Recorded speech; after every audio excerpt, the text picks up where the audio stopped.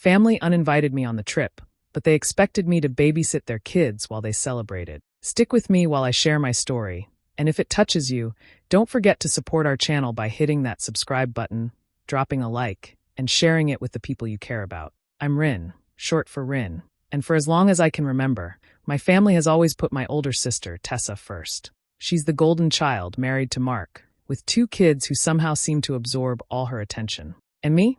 I've always been the shadow, the help, who quietly fixed their problems while keeping my own feelings tucked away. When they announced a family trip to Florida, I was thrilled at first. I imagined sunny beaches, laughter, a rare moment where I could just be part of the family. That excitement died the moment Tessa casually dropped the bomb. "Oh, we didn't think you'd want to come. But hey, can you watch the kids while we're gone?" My heart sank. I wasn't invited. I wasn't part of the celebration. I was just the backup, the unpaid nanny, expected to hold the fort while they lived it up. I said yes. Outwardly, I smiled, pretending it didn't sting. Inside, though, the anger simmered. I'd spent years helping Tessa, babysitting, running errands, supporting her financially in small ways no one noticed.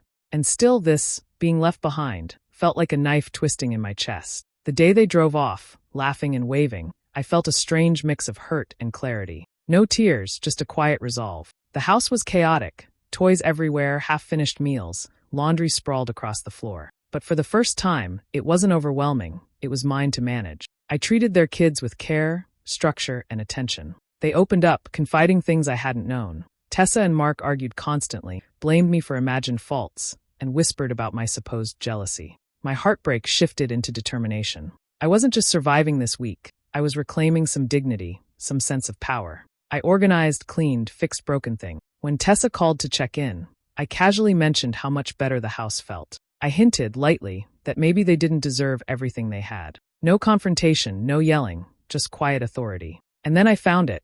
Unpaid bills, a second mortgage, old documents proving Tessa had borrowed money in my name. The betrayal ran deeper than I realized. Instead of snapping, I acted quietly, removed myself from shared accounts, resolved the credit issues, and let the financial dominoes fall where they may. By the time Tessa and Mark returned, the house was spotless, the kids happy, and I was gone. A note on the counter read, "Everything you built on my back is no longer yours to stand on." They were left facing the chaos they had ignored, while I walked into freedom. For the first time, I realized revenge wasn't about hurting them, it was about reclaiming myself. And in that calm, quiet victory, I finally felt like I mattered. I nodded when Tessa asked me to watch the kids.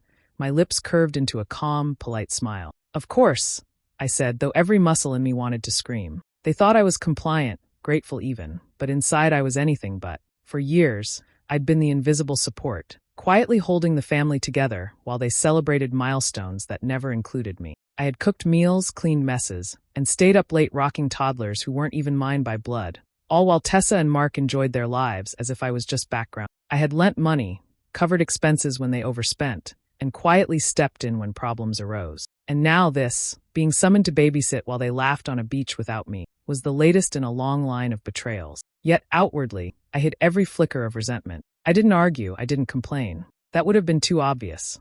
Instead, I focused on small gestures of obedience, pretending everything was fine. They didn't need to know the storm brewing beneath my calm exterior. They never suspected that beneath the smile, I was already plotting. I spent the night before they left thinking, planning. I revisited every slight, every dismissal, every time I had been ignored or overshadowed. Their sense of entitlement was staggering. They truly believed I existed to prop up their perfect little world. And for once, I decided it was time to tip the scales. Not loudly, not recklessly, but in ways they would never anticipate. As I watched their kids run around that evening, I felt a strange mixture of exhaustion and empowerment. These children were innocent in the chaos, unaware of the tension and history swirling around them. Yet they reminded me of why I endured so much. I had helped shape them, taught them lessons in kindness, patience, and responsibility, even when no one else noticed. My contributions had been invisible, but the impact was real. I thought about my financial sacrifices, the unacknowledged money I had contributed to their education, their outings, even little emergencies that arose because Tessa and Mark mismanaged. It stung that they never appreciated it. That sense of injustice was now the engine behind my plan. I wasn't going to confront them or yell. I would act quietly, subtly, strategically. By the time they left for their trip, I felt a peculiar clarity. Every sigh I had suppressed, every moment of invisibility, had sharpened my focus.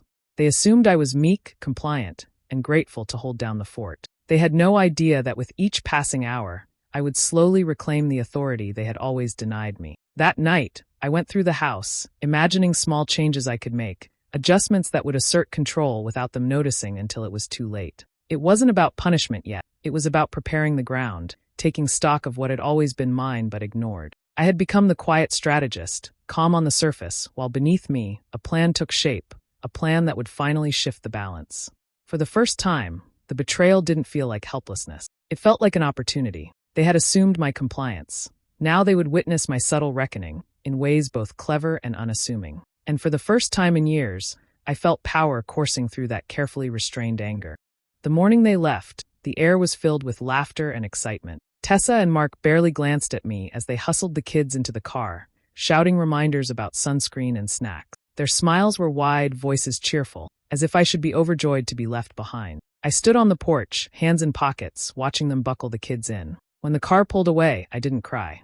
My chest was tight, my heart pounding, but there was no sorrow, only the sharp taste of indignation. The house felt strangely silent after the door clicked shut. The first thing I noticed was the chaos left behind. Cereal on the counters, shoes scattered in every corner, toys tripping me with every step. I could see, so clearly, the level of disregard they carried into every part of life. No one thought about the mess they left or the responsibilities dumped onto me. For the first time, I decided to take notice. Not just notice, but catalog it. I grabbed my notebook and began writing everything down. Meals left half-eaten, clothes tossed on chairs, arguments I had overheard between Tessa and Mark. Tiny details, small frustrations, little indicators of the life they assumed I should silently support. I made lists. What was broken, what needed cleaning, what was neglected. The more I documented, the more I realized the pattern wasn't accidental. Their disregard wasn't just careless, it was habitual. I found myself observing the children with a sharper eye, noticing how they mirrored their parents' inattentiveness in small ways. Their routines were inconsistent, chores ignored, emotions overlooked. And yet, I could see flashes of intelligence, humor, and kindness that thrived despite the chaos around them. That thought stung, because it meant I had been a stabilizing presence all along, quietly keeping pieces together while everyone else flitted through life without consequence. By mid-morning, a strange energy had settled over me. The resentment I had tucked away during years of smiling politely now took root. It wasn't wild or loud. It was careful, methodical, simmering. Every disorganized corner of the house, every careless action I witnessed became fuel. I didn't need to lash out. I needed to plan, to wait, to shape the environment so it would speak for itself. I scribbled notes. What could be adjusted? What could be improved? What could expose the cracks in the perfection they flaunted? It was the beginning of a quiet, clever strategy. The more I documented, the more possibilities emerged. I started to imagine subtle ways to reclaim control, not for attention or anger, but as a statement. They had always assumed I would silently hold everything together. Now, I would show them otherwise. By nightfall, I was exhausted but focused. The house no longer felt like a trap. It was a canvas. Every mess, every flaw, every ignored detail was now a tool I could use. And as I listened to the faint hum of the empty street outside, I felt the first stirring of power I had never allowed myself to acknowledge. This wasn't about anger anymore. It was about taking measured steps toward a long overdue reckoning. For the first time, I realized watching them drive away laughing wasn't a loss. It was the start of a plan they would never see coming. The first morning alone with the kids, I set a simple routine, breakfast, chores, and a plan for the day. It wasn't strict or overbearing, just consistency, a structure Tessa had never cared to enforce. I watched their eyes light up when I explained what we'd do next, how we'd divide tasks, and that I expected honesty and effort. They responded with eagerness, a stark contrast to the chaos they usually endured. As the days unfolded, I poured energy into small moments, sitting with them while they did homework, listening without interruption to the stories they wanted to tell, helping them fold laundry properly rather than rushing past it. They laughed more, ate without complaints, and slept calmer at night. I saw trust growing in their expressions, the kind of reassurance they hadn't experienced from the parents who left them to fend for themselves emotionally. Gradually, the kids started talking. Little confessions slipped out during games and bedtime stories. They described arguments between Tessa and Mark that always seemed to revolve around blame,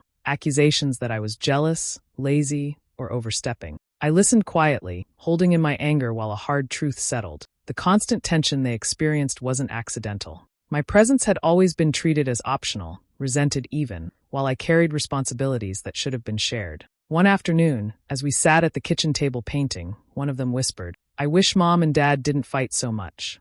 and I wish they believed you when you try to help." The words struck me harder than any betrayal I had felt. I realized then that my role had long been twofold: protector and buffer. I had absorbed years of unkindness, smoothing over the friction they created, shielding the children from consequences, and pretending the family's dysfunction wasn't mine to bear. The heartbreak didn't paralyze me, it steeled me. I no longer wanted just to survive their neglect. I wanted to make tangible changes, to demonstrate care and competence in ways Tessa and Mark never had. I taught them small skills: managing time, tidying spaces, solving conflicts without yelling. And they responded with admiration, curiosity, and gratitude. For once, I felt seen, even if it wasn't by the people who had consistently dismissed me. Each evening, as they drifted to sleep, I reflected on the patterns that had allowed this imbalance for so long. My quiet endurance, the unpaid labor, the constant accommodations, I had enabled their careless attitudes without realizing it. And now, with clarity, I understood that giving them attention and guidance wasn't weakness.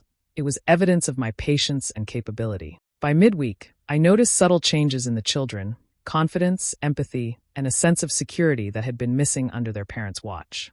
They laughed more freely, helped each other, and even attempted tasks without reminders. I felt a surge of determination, not just to care for them in the moment, but to quietly reclaim the power I had ceded to a family that had undervalued me for too long. This week wasn't just babysitting, it was a revelation. The children deserved nurturing, and I was the one who could provide it. Their parents' neglect had inadvertently given me the stage to show not just the kids, but myself, that my worth wasn't defined by their favoritism. I realized then, with a mix of sorrow and resolve, that the quiet strength I had cultivated could no longer be ignored or exploited. By midweek, the house had become my domain. I moved through it deliberately, touching every surface, assessing every corner, deciding what needed attention. Broken hinges were tightened, leaky faucets patched, and drawers that had always been jammed now slid smoothly. Each small repair felt like a reclaiming of authority, a quiet declaration that I could manage what they had always assumed was theirs to control. I rearranged the rooms, placing objects where they belonged instead of letting clutter dominate. Toys were sorted, books aligned, and clothes folded instead of tossed. Even minor details, a crooked picture frame, a chipped cup, received careful attention. It wasn't about perfection. It was about asserting influence over a space that had long been chaotic and neglected, a subtle correction of everything they had left behind in their thoughtless rush. The children noticed the shift immediately. They asked questions, curious about changes, and I explained the reasoning calmly, never condescending, always patient. They adapted quickly, impressed by the order and the sense of predictability I brought. Their compliance and curiosity reinforced a quiet satisfaction I hadn't realized I craved, the ability to guide without interference, to set the standard where none had existed before. Then the phone rang. Tessa's voice came through, light and breezy, as if she expected casual updates. I answered, keeping my tone even, almost cheerful. She asked how everything was going. I paused, letting the background noises of a tidy, humming household settle in. "It's different," I said slowly. "Quieter. Organized. Feels like it should." There was a moment of silence on the other end, just long enough for me to sense confusion. I didn't add more, didn't apologize or justify. I allowed the weight of the words to linger. She asked what I meant, and I only replied, "I suppose it's surprising how much attention it takes to keep things running smoothly. Maybe it's something you've overlooked." The line went quiet again, and I could imagine the hesitation on her side. No anger, no pleading, only curiosity and the faint prick of unease. I ended the call calmly, letting her sit with that unease, knowing I had planted a subtle seed. It wasn't confrontation. It wasn't revenge yet. It was merely a reminder that the stability they took for granted didn't happen by accident. Afterward, I continued my work with a quiet intensity. The floors gleamed, cupboards were orderly, and even the small garden out back looked cared for. Each task completed reinforced the control I now held over their environment. Every adjustment was a declaration. This space could run efficiently, but only under careful, deliberate management they had consistently ignored. The house was no longer theirs, not entirely. It was a reflection of my influence, my diligence, my quiet authority. I moved through it with satisfaction, aware that every detail, every correction, subtly challenged the assumptions that had allowed them to disregard me for so long. For the first time in years, I felt a shift in power, not loud or dramatic, but undeniable. The house, in its newfound order, whispered a truth the family had yet to confront. For all their laughter and control, the structure and care they relied on had always depended on. While straightening the study, I noticed a folder tucked behind a stack of old magazines. It was worn, ignored, and slightly out of place. Curiosity pricked me, and I pulled it out, expecting old receipts or school papers. What I found made my stomach tighten. Inside were letters, statements, and forms I had never seen. Unpaid bills, some months overdue, and notices from creditors that had gone unanswered. Then there was a second mortgage, details carefully hidden from anyone but the family. My eyes caught the worst.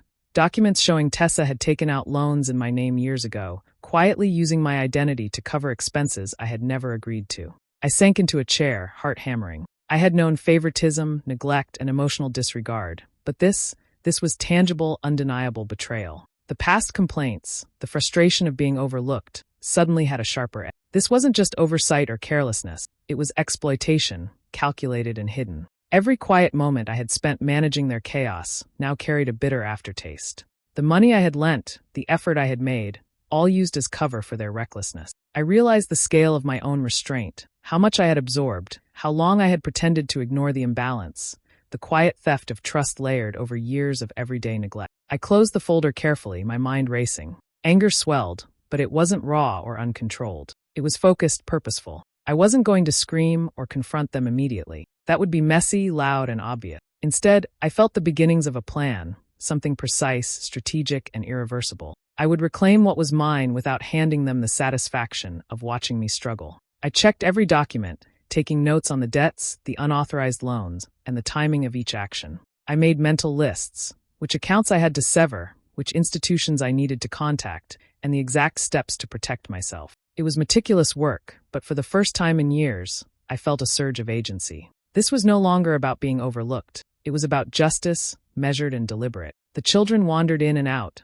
laughing and playing, oblivious to the discovery I had made. I watched them, a strange mix of sadness and resolve stirring inside me. They deserved a household free of secrets, a world where adults honored responsibility instead of exploiting trust. I couldn't fix everything for them, but I could ensure they weren't caught in the fallout of my family's manipulation. By nightfall, the folder was returned to its hiding place, but the knowledge it contained had settled firmly in. The betrayal was no longer abstract. It had names, dates, numbers, and evidence. I felt a clarity I hadn't known before. This was no longer just emotional pain. It was a mission.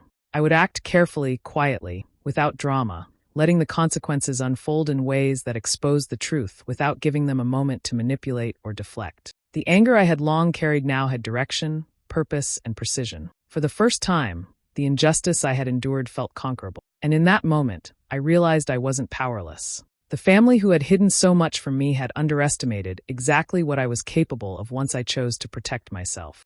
I sat at the kitchen table, folder open, pen in hand, and let the chaos of their bills and loans stretch out before. For a moment, I imagined confrontation, the yelling, the excuses, the hollow apologies, but that felt messy, predictable, and satisfying only for a fleeting second. No, this would be quiet, precise, and unstoppable. I would reclaim what had always belonged to me without giving them the thrill of watching me burn. First, I contacted the credit company. Calmly, deliberately, I corrected records, removed my name from shared obligations, and ensured that no lingering debts would tarnish me again. It wasn't instantaneous, but the slow unraveling began, silent, invisible, yet irreversible. Each call, each form filed, tightened my grip on the control I had never been allowed before. Next came the shared accounts.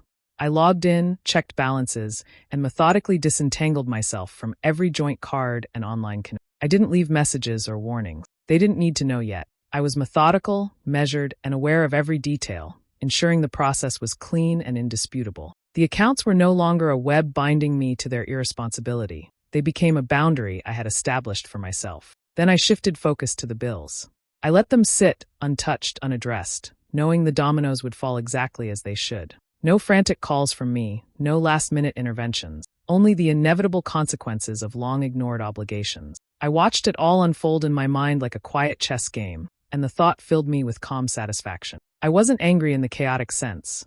I was strategic, patient, and deliberate. Each day, I checked for updates, making sure the changes had taken effect. Slowly, the pieces moved as I had planned. Accounts separated, my credit secured, financial responsibility redirected. I kept my demeanor light around the kids, continuing the routines and care that had become our normal. My actions remained invisible to the family, but their eventual shock would be complete. It was strange, this kind of revenge. There was no shouting, no vindictive words, no dramatic confrontation. It was controlled, efficient, and rooted in justice rather than emotion. I wasn't trying to humiliate them. I was ensuring the truth of my efforts and boundaries could no longer be denied. They had assumed I would always absorb the consequences of their recklessness. Now, I ensured I would not.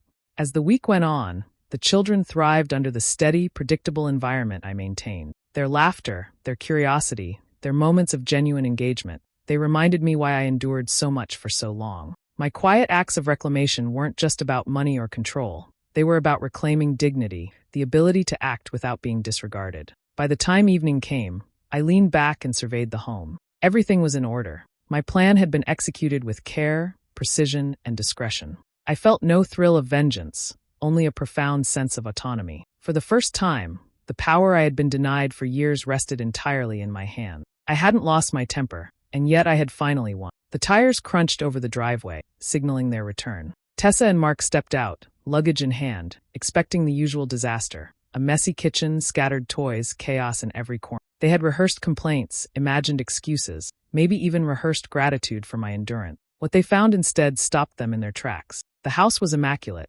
Every surface gleamed, every toy neatly arranged, every room orderly. The smell of freshly cooked meals lingered faintly in the air. Even the garden looked cared for, watered and pruned. It was calm, harmonious, and undeniably under control. And I wasn't there. They wandered through the rooms, confusion etching lines across their faces. The children played quietly, smiling and engaged, completely at ease in the environment I had created. No tantrums, no chaos, just laughter and conversation. Tessa's mouth opened and closed, searching for words, while Mark shuffled through the kitchen, scanning counters that were spotless and meals ready. Then they noticed the note on the counter, simple, precise.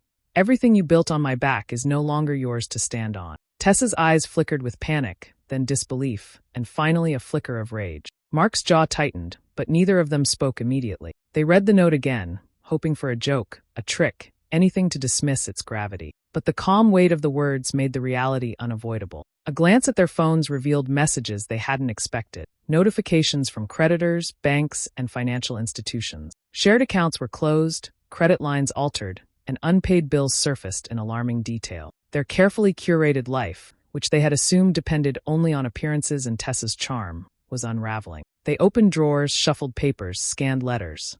Every corner held the proof of what they had ignored for years. Debts they hadn't noticed, mortgages they hadn't managed, obligations they had assumed I would silently cover. Panic replaced confusion, frustration edged into anger, and for the first time, the facade of perfection cracked. I had left no confrontation, no dramatic announcement, only evidence and absence. The quiet devastation of their mismanaged life was now unavoidable, and they were forced to face the consequences of taking my labor, patience, and tolerance for granted. The children remained unaware of the tension, happily playing as though the world outside their house had not shifted. It was a contrast that stung in its way. These little ones thrived because of what I had given, while their parents confronted the collapse they had always ignored. I had stepped away before they returned, leaving only the results of my careful, deliberate reclamation. It was the ultimate statement. I had not acted out of rage, but of clarity. Every bill left unpaid, every account severed, every detail restored to order without me present. Each was a quiet assertion of my agency. Standing outside the driveway, I took a deep breath and allowed myself a small smile. Their laughter, their disbelief, their frantic calls to creditors. It was not satisfaction I felt. It was liberation. I had shown them, without confrontation, the cost of overlooking me for so long. The house was theirs to enter, but the control they once assumed was mine no longer existed. For the first time, they understood that what they had always depended on was not a guarantee. It had a name, and that name was no longer present. The call started the very next day. Tessa's voice, sharp and strained, filled my phone with frantic questions. Mark's followed, more controlled but equally desperate. They left messages I didn't answer, texts stacked up like echoes of their disbelief. They didn't understand that I wasn't gone because of whim or anger. I was gone because I had finally stepped outside the orbit of their expectations. Visits came next. They appeared at my apartment, shuffling shoes on the mat, faces plastered with forced smiles. The children peeked from behind their shoulders, curious but wary. The parents tried to coax, to charm, to remind me of shared history and family bond. Every word felt rehearsed, every gesture a subtle attempt to manipulate. I listened politely but said nothing. Calm silence became my shield. I began to notice the shift in their demeanor over days, frustration edging toward panic, confusion spiraling into guilt. My absence was no longer an inconvenience. It was a mirror reflecting every time they had counted on me without acknowledgement. Every favor I had granted, Every burden I had carried, every quiet act of support they had assumed was invisible, now weighed heavily on their conscience. One evening, my parents called separately, voices trembling. They begged me to forgive, to reconcile, to restore some semblance of normalcy. I listened, serene and deliberate, allowing the weight of their words to settle over me. Then I spoke, each word measured. Peace isn't something I can grant where respect has never existed. I've given what I could. Now, it's time you faced what that support truly meant. In quiet moments afterward, I reflected on the past. Flashbacks of countless betrayals replayed vividly. I remembered how Tessa had dismissed my achievements while celebrating her own, how Mark had complained about my attitude when I merely asserted boundaries, how my parents had ignored my contributions, framing neglect as family dynamic. Each slight, each manipulative word, each expectation of compliance had been packaged as love. And yet, despite their framing, I had always been the one holding the structure together, maintaining order, ensuring stability, shielding the children from chaos. Now they were forced to confront reality. My absence exposed the truth. The life they had taken for granted had relied on my labor, my patience, and my discretion. The financial mismanagement, the chaos they expected someone else to absorb, the illusions of perfection, they were all unmasked in my absence. The children noticed the tension, but didn't fully understand it. They looked at me with quiet admiration, sensing the calm authority I carried. They weren't caught in blame or manipulation. Instead, they witnessed the strength it took to step away, to maintain dignity and control in the face of betrayal. The parents, however, were trapped in recognition. Every attempt to guilt, to coax, to charm, now failed. I declined quietly but firmly, each entreaty for reconciliation. I didn't need to argue or justify. The evidence of years of silent endurance and strategic reclamation spoke louder than any confrontation could. And for the first time, the family saw the unvarnished truth. I had been the one sustaining them all along. Every convenience, every stability, every moment they assumed was automatic. It had a name. And that name, finally, was beyond their reach. For the first time, their perfect illusion of control shattered against the quiet reality of who truly kept them standing. Months passed, and life settled into a rhythm I hadn't allowed myself to feel before. I rented a small apartment, one that felt entirely mine, and arranged it exactly as I wanted. The walls were calm shades, the shelves held books I loved, and the kitchen had exactly the tools I needed. Everything reflected me, my choices, my tastes, my independence. Work became a sanctuary. I found a position that challenged me, rewarded my efforts, and recognized my contributions without pretense or expectation. Each day I arrived with purpose, and left with a quiet sense of accomplishment. The stress and resentment that had weighed on me for years dissolved gradually, replaced by confidence I hadn't realized I was capable of carrying. The children visited occasionally, bringing laughter and warmth into my space. Their trust and curiosity reminded me that the care I had given them mattered in ways Tessa and Mark had never acknowledged. Watching them grow, witnessing their small successes and their happiness, I felt a satisfaction far deeper than any thrill of revenge could provide. I had protected them, guided them, and helped them thrive, all without compromising my own sense of self. Meanwhile, Tessa's life was shifting in ways she hadn't anticipated. I heard from mutual acquaintances that bills were piling up, that tensions with Mark were escalating, and that her social circle had begun to notice the cracks in the image she had always projected. Their perfect life, once so carefully curated, was unraveling quietly but inevitably. I didn't gloat, didn't take satisfaction in the misfortune itself. That wasn't the point. The point was that I had stepped away, and in doing so, I had released the grip they had always assumed over me. Evenings became moments of reflection. I sat on my porch as the sun sank low, the sky streaked with pink and gold, and allowed myself to breathe fully. For the first time in my life, I didn't think about the past with bitterness or anger. I didn't replay slights, betrayals, or overlooked labor. I thought about myself, my choices, my freedom, my life built without compromise. The air was warm, the world calm, and I felt a serenity that had always been denied me. I realized that walking away had been the ultimate reclamation of power. I hadn't needed confrontation, dramatic revelations, or vindictive acts.